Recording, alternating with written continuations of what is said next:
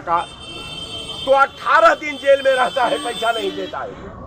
आज एक पैसा लेता है 14,000 करोड़ रुपया, तो विशेष विमान से इंग्लैंड चला जाता, वो तो जेल नहीं जाता, उसके खिलाफ कार्रवाई नहीं होती, उसका घर कुर्क नहीं होता, उसकी जमीन घर जमीन दोज नहीं होता।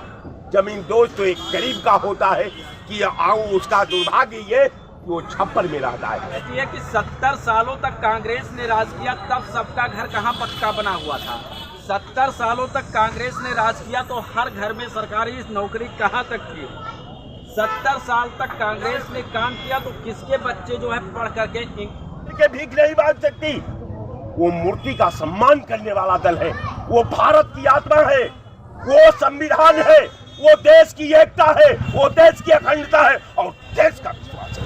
उसका वो दुर्दशा है कि उसमें बच्चा पढ़ाई कर ही नहीं सकता। और आपकी सरकार कहती है भारतीय जनता पार्टी की सबका साथ हम कर रहे हैं, सबका विकास कर रहे हैं, सबके विश्वास पे ले जा रहे हैं, कह रहे हैं कि जानवर छुट्टा किसानों की फसलों को बर्बाद कर दे रहा है। देखिए हम एक चीज आपके फिर चैनल के माध्यम से कहेंगे, अटल बिहारी वाजपेयी जी ने अगर सऊदीया की रास्ता न खुलाई होती तो मुसलमानों की इससे ज्यादा बेरुजरी होती।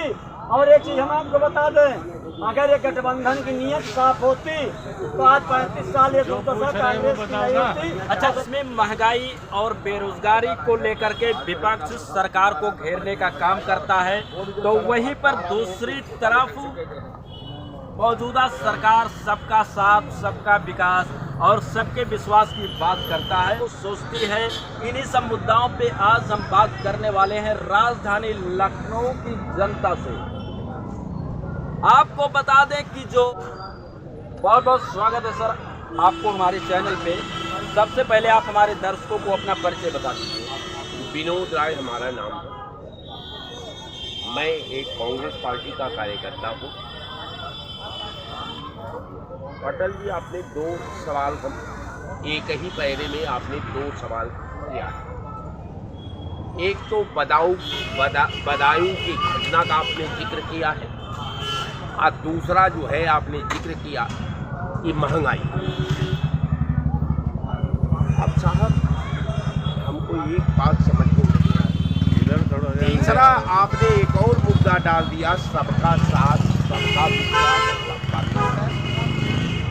ये 3 मुद्दे पर आपने डिबेट को शुरू किया है। हम समझते हैं कि हम समय में हम तीनों बिंदु को जरूर मैं व्याख्या के वर्ग में ला करके, जो मेरा स्वतः की ओपिनियन है, जो मैं उस घटनाक्रम में, जो महंगाई के कार्यक्रम में, जो बदायूं की घटना के कार्यक्रम में, जो सबका साथ, सबका विश्वास, सबका विकास की बात है, उसके संदर्भ में मैं आंशिक रूप से संक्षिप्त व्याख्या अपना ओपिनियन रखने का ये कर रहा हूँ। पहला आपने कहा कि साहब महंगाई का आलम मैं आपको बता दूं कि यहाँ हीरे पर 3% का ड्यूटी,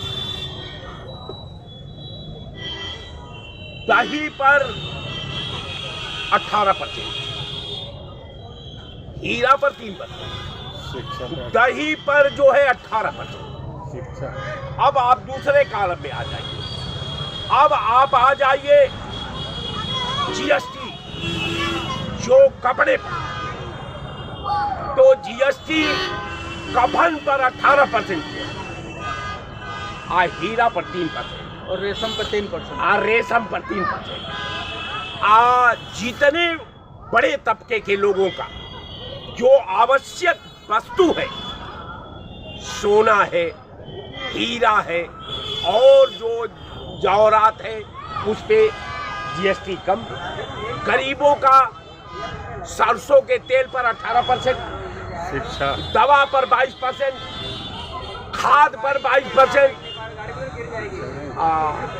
शक्कर, ये लोहा, स्टील, शिक्षा पर 18%। अब आप समझिए कि जो गरीबों का खाने वाला चीज है, गरीब दही भी खाता है तो 18%, राजा दही नहीं खाता है, मुर्गा का टांग खाता है, तो मुर्गा पर 1% टैक्स नहीं। अब समझिए कि बड़ी जो ब्रांड शराब की बोतलें हैं उस पे 12% टैक्स, 18 पर 28% टैक्स। अब रह गया सवाल कि लोहा, सीमेंट, छड़, स्टील और समझ लीजिए कि जो खाने से संबंधित तेल, किसानों का कहीं से जो गरीब तबके के लोग हैं, जो छोटे स्तर के लोग हैं, उनको कोई वरीयता नहीं मिल रही, और जो हाई फाई लोग हैं, जो विदेशों से चीज आता है, उस पर बढ़िया वरीयता दी जा रही है। बिल्कुल। तो अब कहने का मतलब कि महंगाई का जो आलम है, अब आलम इस कदर है कि अगर एक ठेला लगाने वाला 500 रुपया कमाता है तो आज से 14 से पहले वो 500 कमाता था तो 400 रुपया बचा नहीं तो 300 में तो कोई दाग नहीं। आज ये ठेला वाला अगर 700 रुपया कमाता है तो घर पर 70 रुपया नहीं लेकर जाता है।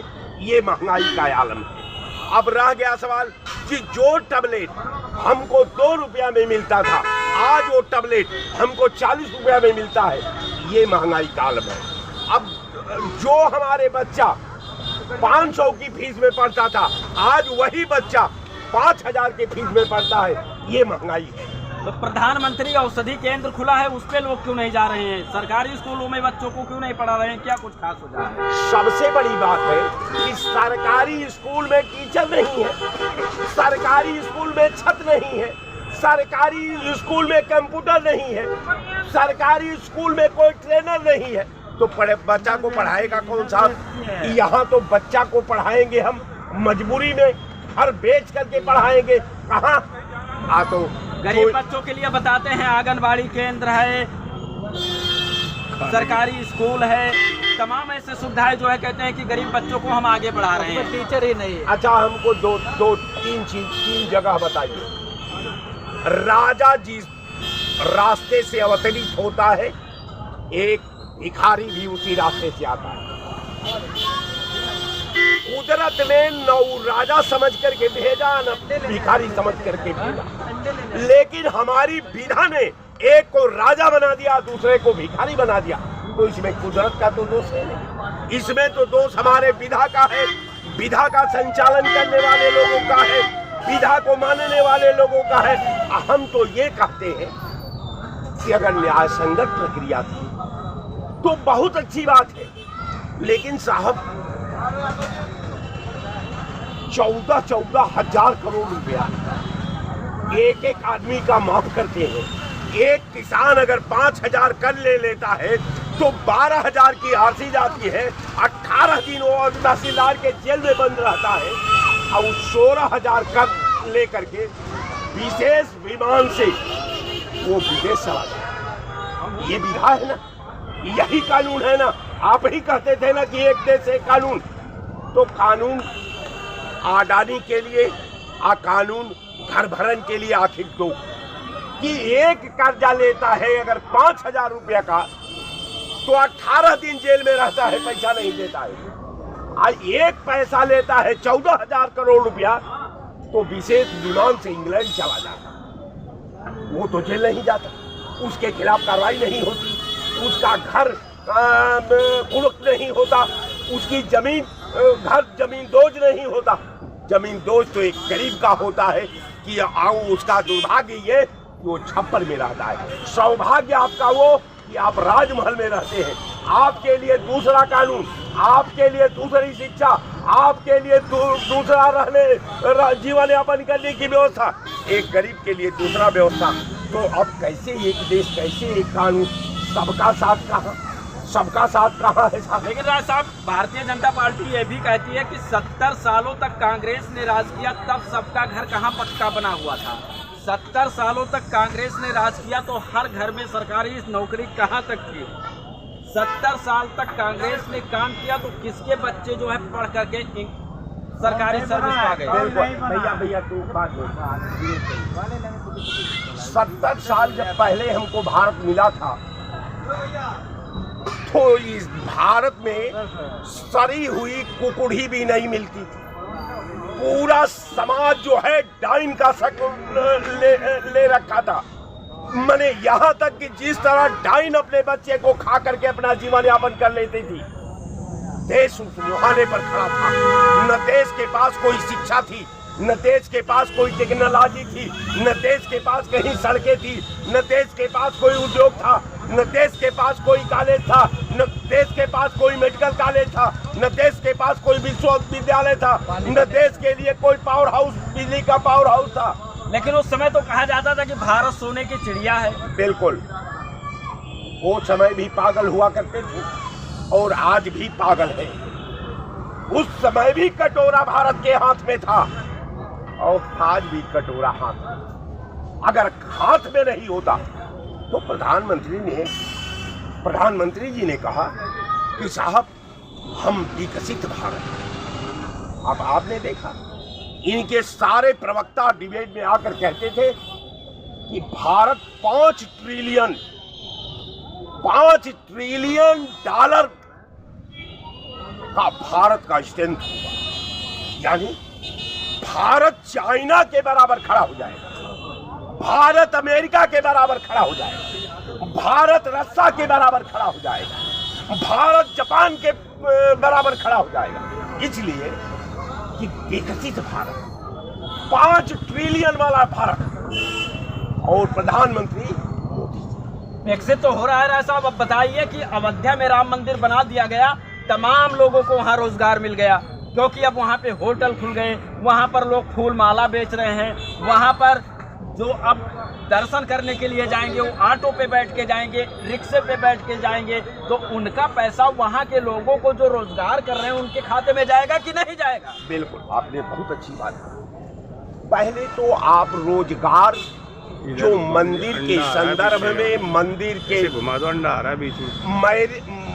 उसके पहले में जो मंदिर से संबंधित लोगों का जन कल्याण आप गिना रहे हैं, आप जरा ये वॉच कर लीजिए तो उस मंदिर पर रिक्शा चलाने वाले कितने लोग हैं, उस मंदिर पर होटल चलाने वाले कितने लोग हैं, वहां दर्शन करने वाले कितने लोग हैं, वहां चढ़ावा चढ़ने वाला कितना है। तो हम आगे करना चाहते कि समथिंग 4 अरब रुपया, 4 अरब रुपया राम के नाम पर वहीं रोजगार तो अभी और मिल जाएगा, काशी मथुरा मैं आप वही आपको कह रहा हूँ साहब। आप जानते हैं कि 4 अरब में उत्तर प्रदेश का 4 अरब में 40 कारखाना बैठ जाता, 40 कारखाना बैठता।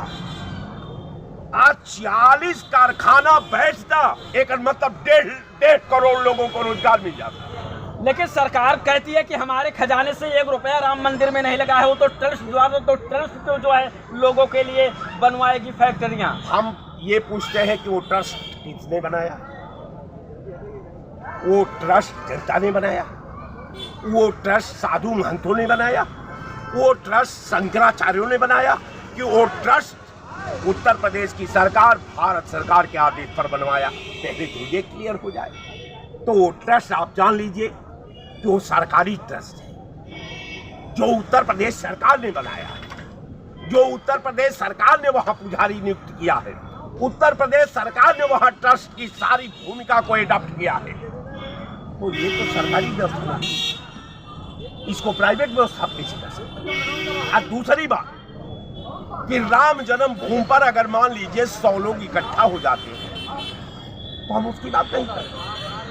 अब 100 लोगों से अगर हमारा देश का, हमारे लोगों के भावनात्मक सोच में अगर राम के प्रति स्नेह का, तो राम तो जन कल्याणी था, राम तो धर्म में विश्वास करता था, राम तो आरोप मुक्त था, राम के नाम पर कोई विवाद नहीं था।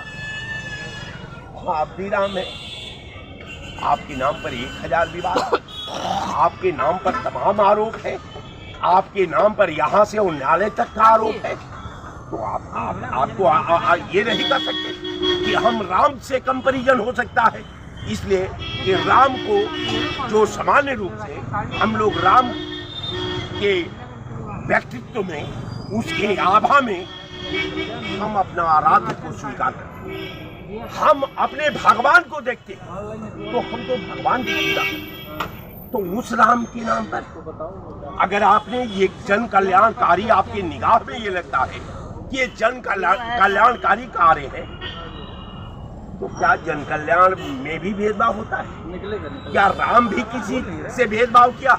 राम तो राजा के पुत्र थे और राम से जब सवाल हुआ तो राम ने मर्यादा का रक्षा करते हुए राम ने एक बार आदेश उनकी मां ने दिया, कैकेयी ने, और उन्होंने तो राजमहल छोड़ करके जंगल जाने के लिए तैयार हो गए, तपस्या के लिए तैयार हो गए। आपको तो रोज कुर्सी छोड़ने को कहा जा रहा है, आपसे रोज इस्तीफा मांगा जा रहा है। प्रधानमंत्री भी तो कह रहे थे कि हम जो है देश के योगी हैं, साधु महात्मा है, हम अपना झोली उठाएंगे लेकर के 1 2 3 हो जाएंगे, चले जाएंगे, हमें राजपाट से क्या लेना देना, हम तो जनता के लिए काम करते हैं। भैया ये राजपाट से कोई मतलब नहीं, लेकिन राजपाट आप जानते, इस देश में लोकसभा बनाने की कोई जरूरत नहीं। ये देश में जो प्रधानमंत्री का विमान था, जिसे मनमोहन सिंह चलाकर चले हुए थे, जिससे इससे पहले अटल जी भी चला करते थे, इससे पहले भी प्रधानमंत्रियों ने चला, उस विमान को आप हटा करके 18,800 करोड़ रुपए, 2400 करोड़ रुपया आप जो है आपने 3 विमानों में खर्च कर दिया। आप जानते हैं कि जौना मुल्क का 80 करोड़ जनता लाइन लगा करके 3 किलो गेहूं और 2 किलो चावल के लिए खड़ी, जिस मुल्क की जनता हो, उसका राजा अमेरिका का राष्ट्रपति जिस विमान से चलता है, उसके पैदल विमान से चलेगा। यही भारत का धर्म है। आप क्या कहना चाहते हैं कि अगर राहुल गांधी प्रधानमंत्री बन जाएंगे तो वो विमान से नहीं चलेंगे? राहुल गांधी तो जब पैदा हुए तभी विमान में, राहुल गांधी प्रधानमंत्री होने के बाद नहीं। राहुल गांधी के बारे में जानिए कि राहुल गांधी प्रधानमंत्री के पुत्र हैं। राहुल गांधी की दादी भी प्रधानमंत्री थी, राहुल गांधी का दादा भी प्रधानमंत्री था। अब राहुल गांधी का कंपैरिजन, राहुल गांधी के बारे में कौन नहीं जानता देश में? इसलिए तो देश कोई बता दीजिए, जब उस परिवार में जो अगर कुत्ता भी खरीद करके आ जाता है तो उसी दिन दुनिया उसका नाम जान जाती है। राहुल गांधी कोई साधारण शक्ति का नाम नहीं। राहुल गांधी के उसके त्याग और तपस्या बलिदान के तहलील पर हम भारत को दुनिया में प्रमाणित करते थे। राय साहब, लास्ट सवाल आपसे हमारा ये है कि अगर इंडिया अलायंस आ जाती है, तो क्या लोगों को सरकारी सर्विस मिल जाएगी? क्या जो आज अपने घर पे 10 रुपए बचाकर शाम तक नहीं ले जा पा रहे हैं, वो 1000 रुपए बचा करके ले जा पाएंगे? क्या हर नागरिक का बच्चा अच्छा शिक्षा ग्रहण कर पाएगा? आप सुन लीजिए, हमारा नेता ने कहा कि अगर इंडिया की सरकार आती है तो सारे रिक्त देश के सरकारी पदों पर 30 लाख 3 दिन के अंदर मैं सारे पदों को भर दूंगा। ये राहुल गांधी ने कहा। उन्होंने कहा कि जिस दिन इंडिया गवर्नमेंट का शासन हो जाएगा, उसी दिन हर गरीब महिला को जो गरीबी रेखा से नीचे जीती है, उसको 1 साल में 1 लाख रुपया दूंगा। ये राहुल गांधी ने कहा कि मैं पोस्ट ग्रेजुएट तक शिक्षा फ्री कर दूंगा। राहुल गांधी ने कहा कि ये कांग्रेस की वचनबद्धता है कि मैं कहने में विश्वास नहीं करता, मैं भारत को $5 ट्रिलियन पर ला करके खड़ा कर दूंगा। ये राहुल गांधी ने कहा। अब रह गया सवाल कि राहुल गांधी गौरी गजानन नहीं कर सकते, राहुल गांधी धर्म की बात नहीं कर सकते, राहुल गांधी इंसान की बात करते हैं, गरीब की बात करते हैं। आप सुनिए, चक्रव्यूह, आपको एग्जाम्पल दे दूं, उत्तर प्रदेश में हाथरस का चक्रव्यूह को किसने तोड़ा? राहुल गांधी ने तोड़ा। उन्नाव के चक्रव्यूह को किसने तोड़ा? राहुल गांधी ने तोड़ा। मिर्जापुर के चक्रव्यूह को किसने तोड़ा? राहुल गांधी ने तोड़ा। पीलीभीत का चक्रव्यूह को किसने तोड़ा? राहुल गांधी ने तोड़ा, कांग्रेस ने तोड़ा। लोग कहते हैं जो आदमी 7 महीने से सड़क पर है, 50,000 से ज्यादा जिस व्यक्ति ने मीटिंग किया है देश के अंदर, आप कहते हैं कि आंदोलन, आप कहते हैं कि विपक्ष कहाँ है? अरे अपना आंख का रोशनी का चश्मा बदल लीजिए, तब विपक्ष आपको दिखाई देगा। जब अपना चश्मा हटा देंगे तो आपको राहुल ही दिखाई देंगे, आपको कांग्रेस ही दिखाई देगी। और जब ये देश की जरूरत पड़ी है तो कांग्रेस दिखाई देगी। कोरोना में आप देख रहे थे पूरा देश मर रहा था, 50 यहाँ 500 बस आकर के बॉर्डर पर खड़ी थी, लेकिन कांग्रेस की बस ये सरकार ने इसलिए नहीं लिया कि कोरोना का कहीं से कांग्रेस न लेकर चली जाए। आप क्या कहते हैं? सारा व्यवस्था करोड़ों रुपया का, यहाँ आप समझ लीजिए 3 महीना लंगर चलता रहा कांग्रेस कार्यालय पर, सारे गरीब बस्तियों में पैकेट जाता रहा। आप कह रहे हैं कांग्रेस ने क्या किया? अब रह गया सवाल कि अब आपका काम नहीं कांग्रेस कर सकती, वो गौरी गजानन नहीं घुमवा सकती, वो मूर्ति घुमवा करके भीख नहीं मांग सकती। वो मूर्ति का सम्मान करने वाला दल है, वो भारत की आत्मा है, वो संविधान है, वो देश की एकता है, वो देश की अखंडता है और देश का विश्वास है, उसका नाम कांग्रेस पार्टी। क्या लगता है आपको, राहुल गांधी अगर आते हैं, इंडिया अलायंस की सरकार बनती है, तो देश में हर एक परिवार में एक नौकरी, हर परिवार का बच्चा अच्छे स्कूलों में पढ़ पाएगा, और जो आज अपने घर पे 10 रुपए बचा के नहीं ले जा पा रहे हैं वो 1000-2000 लेके जाएंगे? देखिए ऐसा है शर्मा जी, तो लंबी चौड़ी बात में कहना चाहिए। इसके पूर्व में 6 साल प्रधानमंत्री माननीय अटल बिहारी वाजपेयी जी भी रहे और माननीय मनमोहन सिंह जी भी 2004 से 14 तक रहे। अगर अटल बिहारी वाजपेयी जी की और भारतीय जनता पार्टी की सराहना और इंसानियत को आप जोड़िए तो अटल बिहारी वाजपेयी जी ने प्रधानमंत्री शाह योजना चलाने का काम किया था। जो ऊसर बंजर की जमीन 10,000 रुपये बीघा नहीं पूछी जाती थी, वो 10 लाख रुपये बीघा पूछी जाने लगी। दूसरी चीज, अटल बिहारी वाजपेयी ने 100 रुपया पर 2 रुपया की रेडिंग कार्ड को जो है, हम आपसे ये पूछना चाहते हैं कि अगर इंडिया अलायंस की सरकार बनी तो जिस तरीके से राय साहब ने कहा, ये संभव हो पाएगा या नहीं? अरे कहाँ इंडिया अलायंस, नियत ही लोगों की नहीं साफ है। इन लोगों से ये पूछो तुम्हारे साथ जाति समीकरण में कौन वोट है, कितना एससी है, कितना मुसलमान है। ओवैसी को बता रहे बीजेपी पी टीम दलाल, और गुलाम नबी आजाद को कर दिया बाहर। केरल में है, तमिलनाडु में इंडियन मुस्लिम लीग पार्टी से गठबंधन, इंडियन मुस्लिम लीग पार्टी का गठबंधन है। मुफ्ती महबूबा फारूक अब्दुल्ला का जम्मू कश्मीर में, वहाँ गुलाम नबी आजाद को किनारे किए हैं। आसाम में बदरुद्दीन अजमल से है। और यहाँ तो जब भैया देखो सराफत, मेरा कहने का मतलब ये है कि देश में महंगाई जो है चरम सीमा पर है, जैसा कि विपक्ष का कहना है। देश में सरकारी स्कूलों की वो दुर्दशा है कि उसमें बच्चा पढ़ाई कर ही नहीं सकता। और आपकी सरकार कहती है भारतीय जनता पार्टी की सबका साथ हम कर रहे हैं, सबका विकास कर रहे हैं, सबके विश्वास पे ले जा रहे हैं, कह रहे हैं कि जानवर छुट्टा किसानों की फसलों को बर्बाद कर दे रहा है। देखिए हम एक चीज आपके फिर चैनल के माध्यम से कहेंगे, अटल बिहारी वाजपेयी जी ने अगर सऊदीया की रास्ता न खुलाई होती तो मुसलमानों की इससे ज्यादा बेरुजरी होती। और एक चीज हम आपको बता दें, अगर ये गठबंधन की नीयत साफ होती तो आज 35 साल ये दुर्दशा कांग्रेस की नहीं होती। अच्छा, तो सरकारी स्कूलों का दुर्दशा आपके नजरों में कैसा है? एकदम फर्स्ट क्लास है, बहुत बढ़िया है ना, खाली दलाले बेईमान परेशान है। अच्छा, जो स्वास्थ्य है उत्तर प्रदेश का, ये पूरी तरीके से सही है? बिल्कुल सही है, हम कहते हैं बिल्कुल सही है। ये लोगों का मतलब जो है जैसे दलाल समाजवादी भाई। अच्छा, एक गरीब आदमी जो मजदूरी करता है वो अपने परिवार के साथ शाम को खुश रह रहा है। अरे हमको एक चीज शर्मा जी आप बता दीजिए, जो जमीन आपने लखनऊ में 2014 में ली होगी उसका क्या भाव है? तो अगर भाव कैसे बढ़ते हैं, उत्पादन भाव बढ़ते कैसे? ये तो बता रहे हैं, ये बता रहे हैं कि सरकारी स्कूलों का दुर्दशा बिल्कुल फर्स्ट क्लास है, किसी भी तरीके से सरकारी स्कूलों में कोई दिक्कत नहीं है। और ये भी बता रहे हैं कि जो स्वास्थ्य है यहाँ पर किसी भी प्रकार का स्वास्थ्य विभाग में कोई दिक्कत नहीं है।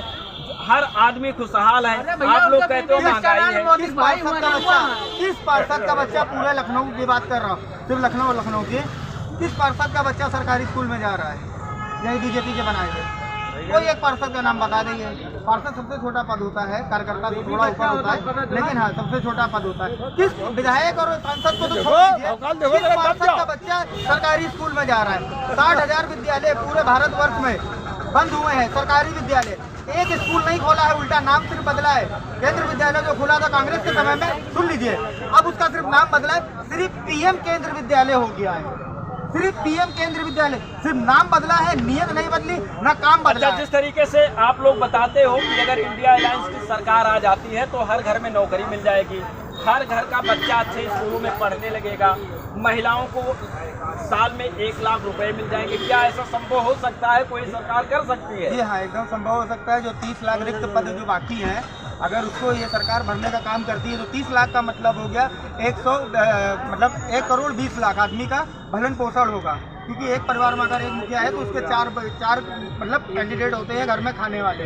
तो अगर एक को सरकारी नौकरी मिलती है सेंट्रल में तो 1 करोड़ 20 लाख का भरण पोषण बहुत अच्छी तरीके से होगा, और वो सरकारी स्कूल की जगह प्राइवेट स्कूल में भी पढ़ सकते हैं। और अगर क्या कहते हैं जिनकी इनकम कम है महिलाओं की, उनको 1 लाख रुपए मिलेगा तो वो अपना बहुत अच्छी तरह से गुजारा कर सकती हैं, अपना घर में रोजगार शुरू कर सकती हैं। इस चीज़ के मैं सराहना करता हूँ कांग्रेस सरकार की, क्योंकि उन्होंने जो वादे किए हैं अभी तक जितने जहाँ चुनाव जीती है उन्होंने पूरे वादे किए हैं। क्या लगता है आपको इंडिया अलायंस अगर आ रही है अरे चाबी हर घर में नौकरी मिल जाएगी?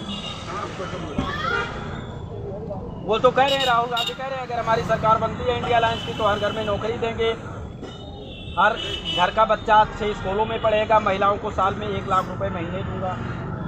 2014 के पहले कांग्रेस की सरकार की नौकरी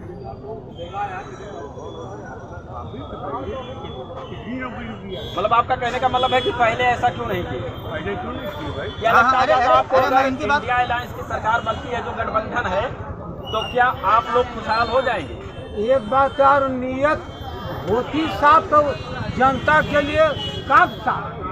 अगर सरकारी स्कूल जब है तो क्यों नहीं केंद्र सरकार क्यों नहीं प्राइवेट को ही मान्यता देते हैं, सरकारी को बंद क्यों कर देते हैं?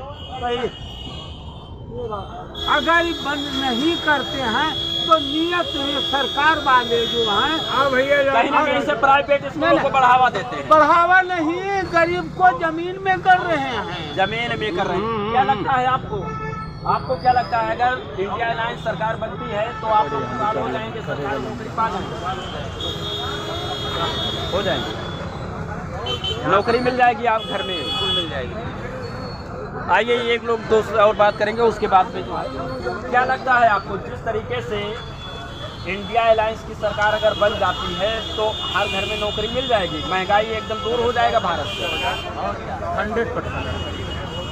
100%। कैसे? इसके पहले तो अभी एक भाई साहब बता रहे हैं कि 2014 के पहले कांग्रेस थी, फिर क्यों नहीं हुआ था? उसी के राज्य के हैं जो आज जो है भगवा झंडा लेके घूम रहे हैं और सचिवालय, विधानसभा, लोकसभा में हर जगह सरकारी नौकरी कर रहे हैं। जब से भाजपा आई है तब से प्राइवेट करते हुए चली जा रही है। तो आपको भी तो पता है कि जब भाजपा सरकार आई है तभी से हर विभाग प्राइवेट कर रही है, बेच रही है। और जब कांग्रेस के सरकार में जो आज बोल रहे हैं सब भगवा लेकर के, ये कांग्रेस के नौकरी दिए हुए वाले हैं सब। भगवा तो सनातनियों का निशानी है, भाजपा से भगवा सा कंपेयर आप लोग उन्होंने खरीद लिया ना, भाजपा वालों ने खरीद लिया है, इस रंग पे राइट बन गया है। इस पे बैनामा लिखा लिया। हाँ, राइट से हो गया टीका इनका। तो आप भी लगाए हैं, हाथ में कलाई तो आप भी बांधे हैं और कभी कभी आप भी भगवा पहन के आते हैं। लेकिन इसका हमारा जमीर जिंदा है, सही को सही बोलने के लिए, गलत को गलत बोलने के लिए। जिसका जमीर बिक चुका है तो क्या करोगे?